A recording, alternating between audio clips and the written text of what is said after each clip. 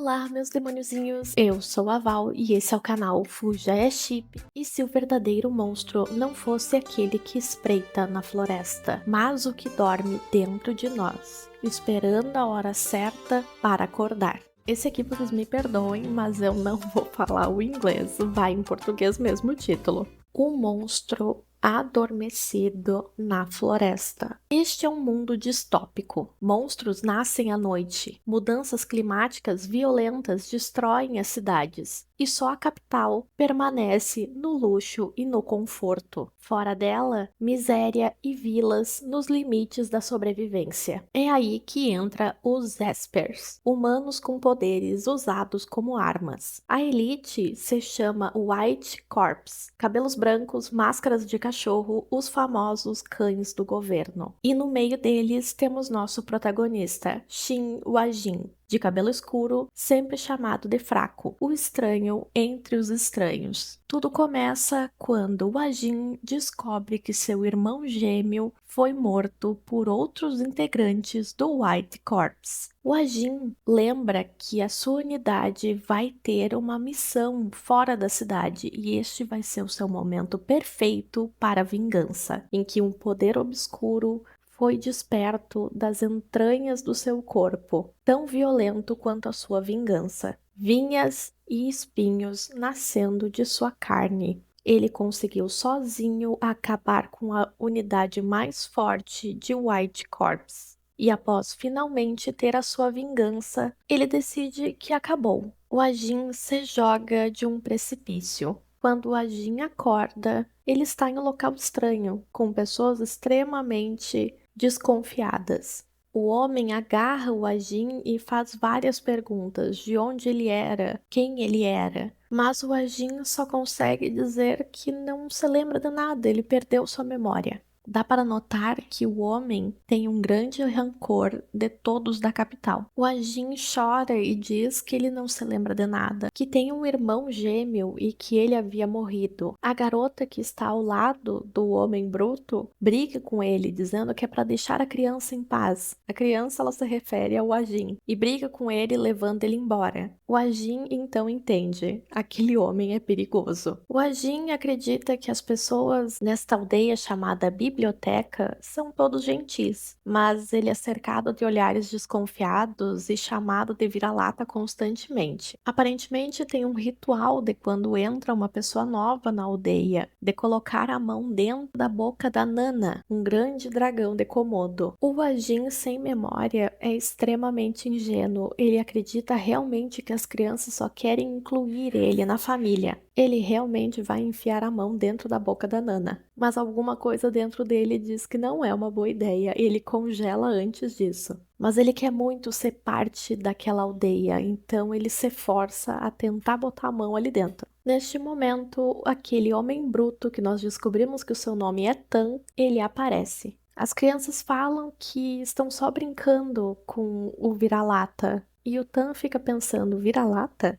O Ajin tenta defender as crianças, falando que não tem nada demais acontecendo. Mas Tan se irrita e puxa a guia do Ajin, dizendo, você é estúpido? E o Ajin só fica pensando que ele tem muito mais medo do Tan do que da Nana. Então o Tan vai brigar com as crianças porque elas colocaram uma coleira no Ajin e as crianças respondem que todos os adultos estão chamando ele de vira-lata. As crianças resmungam com o Tan falando que ele sempre defende o vira-lata e o Tan manda eles ir embora. O Ajin fica pensando que todos na aldeia tratam ele diferente por causa do seu sotaque da capital. E que é provavelmente isso que o Tan odeia tanto. Então, o Ajin, não querendo que todos odiassem ele decide tentar falar no dialeto da biblioteca, no dialeto da aldeia que ele está. O Tan fica chamando o Ajin de fracote, porque em algum momento o Tan falou que o Ajin precisava ganhar a sua própria comida, mas no momento que ele pisou fora da casa, ele teve um colapso, ele desmaiou. E o Ajin, ele quer muito ser útil pro Tan. Então o Tan fala para levar primeiro a Nana para dentro. Eles vão levar ela para casinha dela. Lembrando que eu tô chamando ele de Wajin, mas é porque não deram um nome para ele. Ele é meio que o sem nome na aldeia. Vamos ter o Ajin falando que a Nana parece um cachorrinho, que ela é pequena em comparação ao Tan e que o Tan é muito assustador. E o Tan fica imaginando um cachorrinho, mas ele imagina o Ajin como um cachorrinho. Mas ele suspira e pensa que um vira-lata não seria tão estúpido. Ele acha o Ajin meio bobalhão. E por que que o Tan fez esse comentário? Porque os Espers, eles são conhecidos como os cães do governo. Então, no momento que todo mundo tá chamando o Ajin de vira-lata, eles estão querendo dizer que o Ajin poderia ser um integrante do White Corps. Mas como a maioria deles tem o cabelo branco, também tá descartando o Ajin. E o Ajin fica pensando que nem todo mundo no White Corps tem o cabelo branco. Tan comenta que ele queria que a capital simplesmente explodisse, que se a sua cidade natal não tivesse sido destruída pelo White Corps, ele não estaria naquela aldeia neste momento, e que muitas pessoas morreram enquanto estavam no caminho deles. E o Ajin fica pensando, que bom que eu não comentei pra ele o que eu acabei de me lembrar. Ele ia me odiar mais ainda.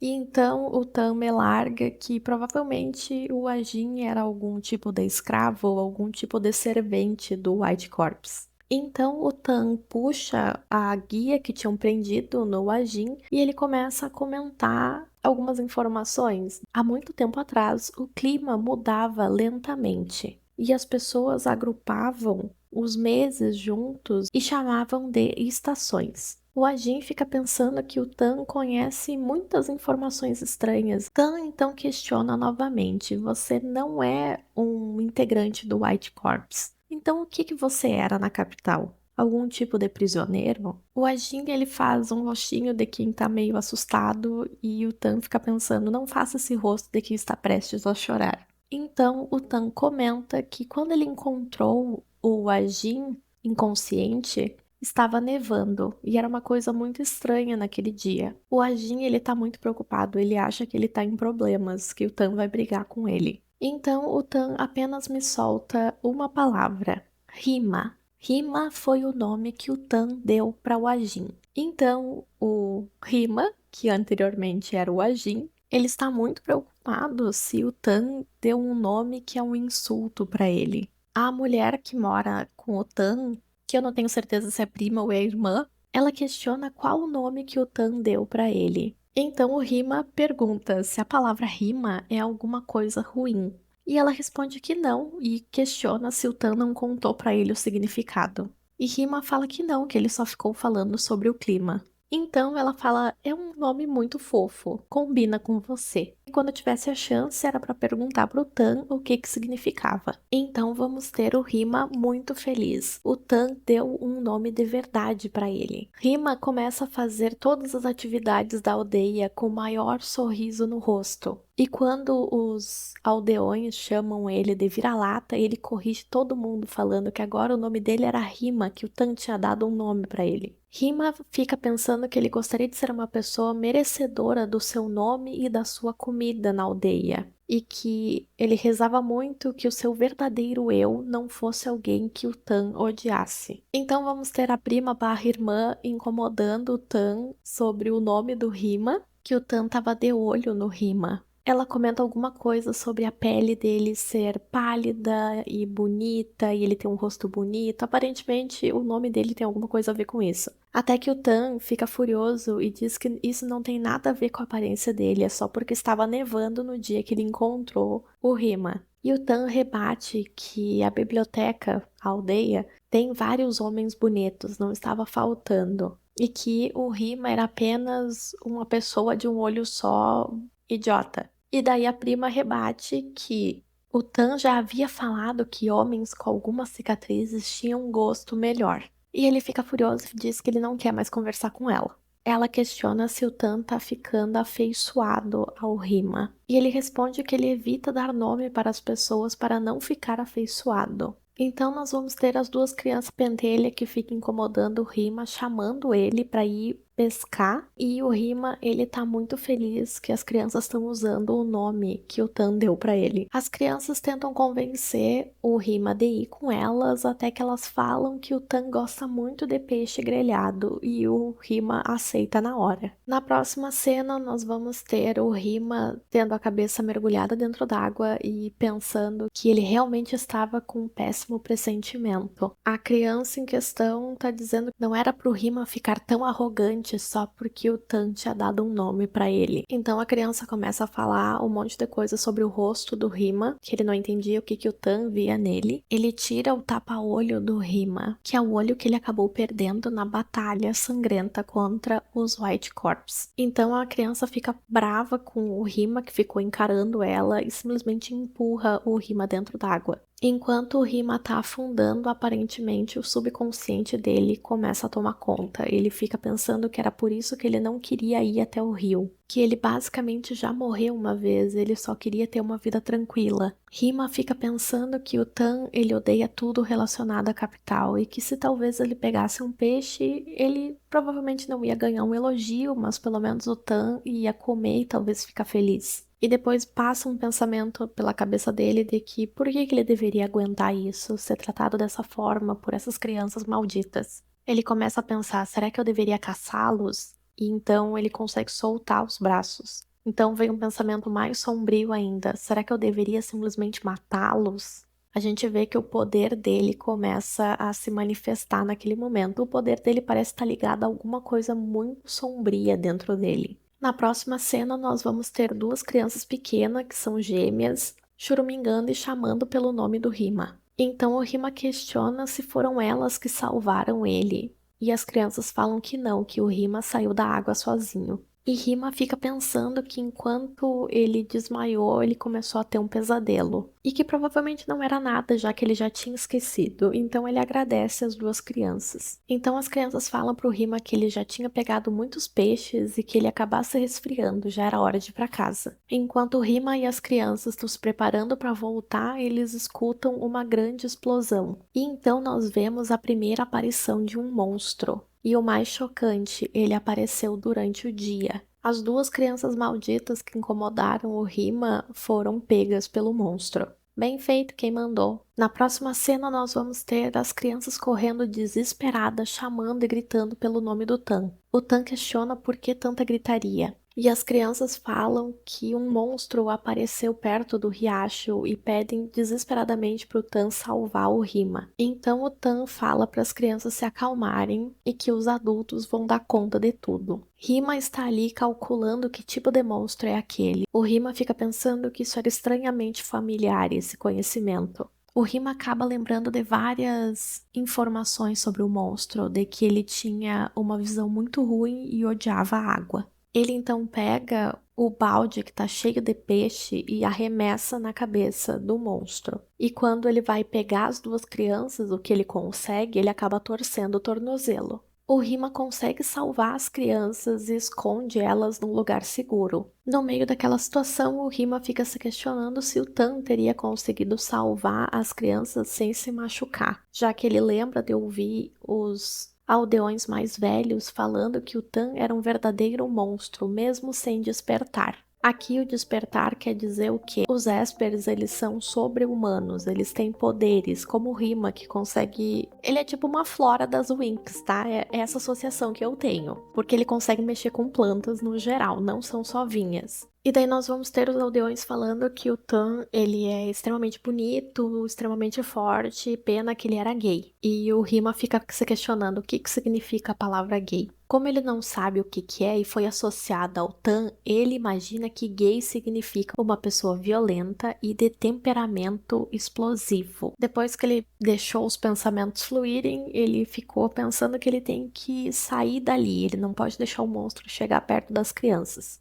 E então outro pensamento nebuloso passa pela cabeça dele, de alguém falando que ele só era bom em comprar tempo com as suas vinhas estúpidas. Quando o Rima imagina que vai tomar em cheio o golpe do monstro, uma árvore se joga na frente dele e ele fica se questionando se isso foi realmente algo que aconteceu ou ele estava alucinando. Tan tá muito preocupado, nunca havia visto um monstro aparecer de dia. Então ele escuta um barulho e encontra as duas crianças. Tan questiona onde está o Rima e as crianças falam que não sabem. Então o Tan fala que foi o Rima que salvou eles e questionam se eles realmente não sabem de nada. E a criança fala que se foi realmente o Rima que salvou eles, provavelmente ele já estava morto. O Tan não está convencido, ele fala que ele vai dar uma olhada em volta e as pessoas tentam convencer ele de não fazer isso, que provavelmente era tarde demais. E Tan fica furioso, falando que ele não está fazendo isso